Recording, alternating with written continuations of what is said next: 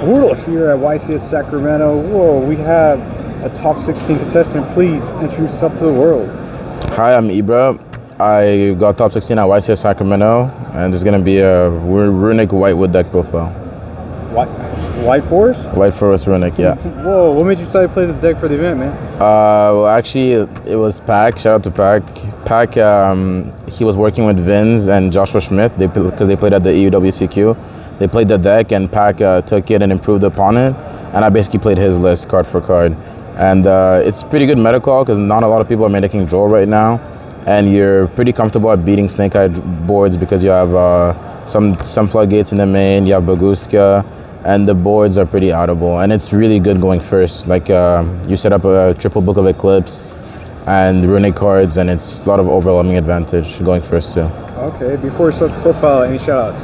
Yeah, well, shout out to Pac for making the deck, Vince, Joshua. Shout out to my boy Stanley for testing with me. Shout out to Nick, Shamat, Toby, Jerry. Shout out to all my friends back home in Montreal. Shout out to the MB's Discord. Shout out to Mikey. Shout out to Richie. They are the GOATs. And shout out to Tanner. Yes, sir. Shout out to Tanner. Tell him to come back to the game. Shout out to Connor. And everybody that supported me throughout this day and everything. Yeah. All right, without further ado, please show us this top 16 goo. All right, so we'll start with the Runick cards. So I played 2 Fountain, 1 Terraforming, 1 Chicken Game. I played a Terraforming and Chicken Game because they're pseudo upstarts because I wanted to make my deck count as low as possible so I can draw to the good cards. So I played 1 Chicken Game, 3 Runick Tips, of course.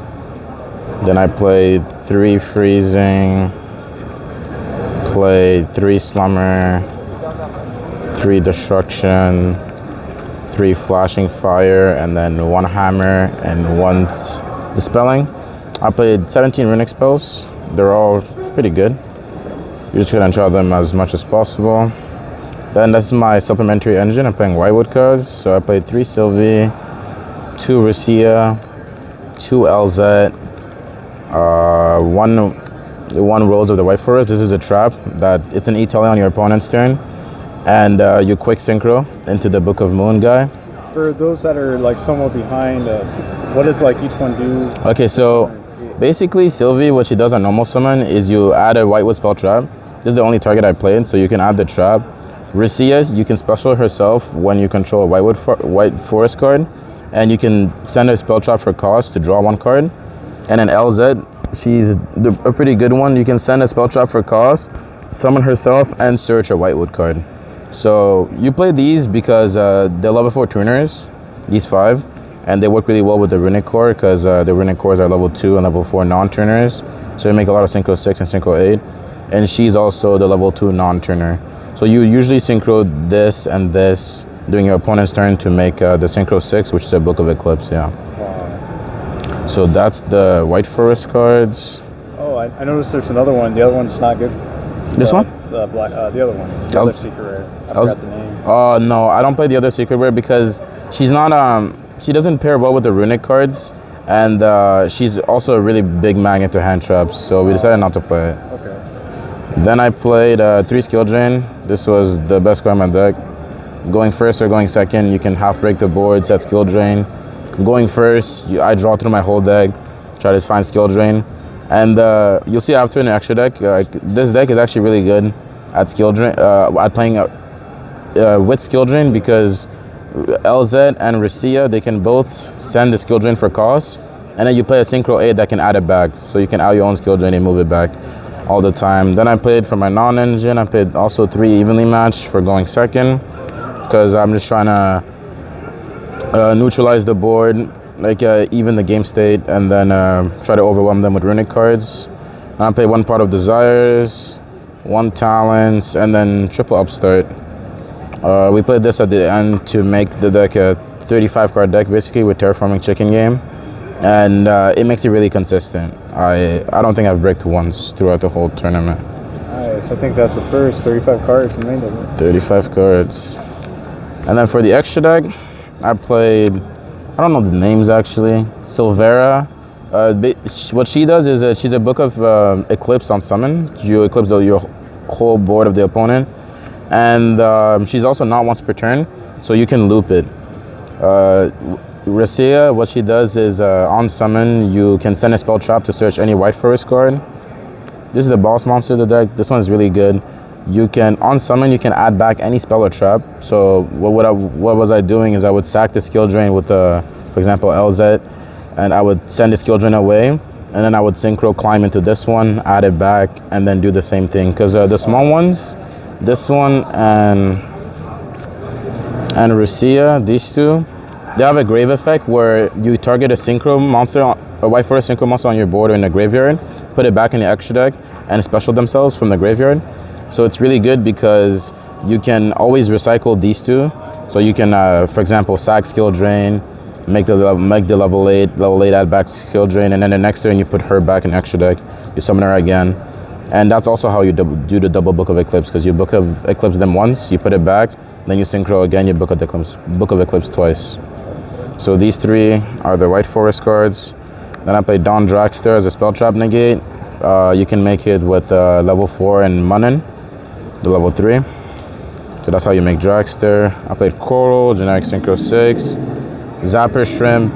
What he does is you can summon it off the level 8. And on summon, you can send a spell trap card you control to pop a spell trap card your opponent controls. And it's a quick synchro, like Formula Synchron. So I used this one to make Changing. Changing was really good because any Runick cards is going to be able to trigger its effect where you can banish a card from the field in the graveyard. And it's super good at hitting like Prometheans, hitting Engravers Engrave, Originals, all the follow-up cards. Then I played 3 Hugin, 1 Freki, Gary, sorry. And then I played 1 Baguska, 1 Typhon, 1 SP Little Knight. So Baguska was really good. Sometimes you can make Baguska going second to like stall out the game. Typhon is usually your last push going second to out Desiree or Varudras. Most of the time it's used to out Desiree. And SP is just generically a good card to out everything. And yeah, that's it for the extra deck. So I'll show you guys the side deck. So for the side deck, I played 2 more Woes and a Rivalry. The reason why we played 2 more Woes is because under Shifter, this card is actually really good because most of the Shifter decks like Tempai and Kashtira, for example, they lose hard to the Book of Eclipse.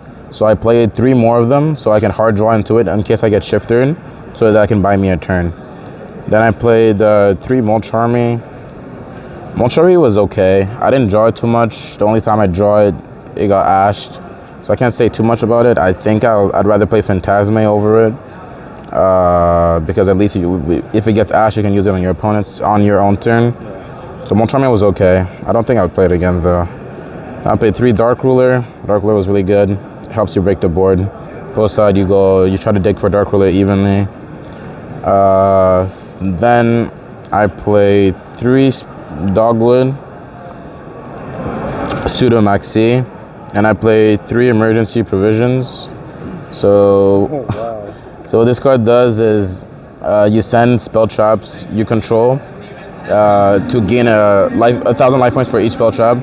So like this is like kind of the only way you beat the Lacrimosa Burn, because like if your opponent refuses to scoop and you have to deck them out every time, you might go into time, and into time if your opponent goes first, he can Lacrimosa you, burn you for 12. But if you draw this, you can like gain the life points back, and that way you can win in time too. That's a bit of a way to counterplay the Lacrimosa Burn. Sweet. And yeah, Congrats on getting on top 15. for sure. Thank you. Until next time, everyone. Bortle out. Peace.